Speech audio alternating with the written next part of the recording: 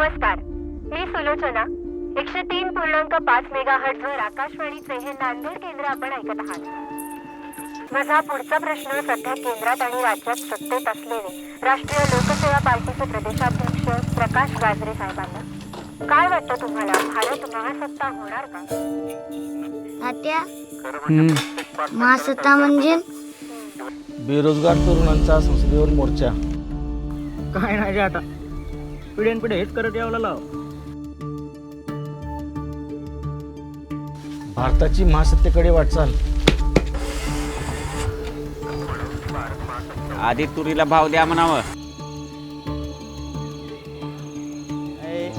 आप्पा, तुमचं ते रेडिओ आणि सरकारची तिजोरी काय खरं आहे बाई?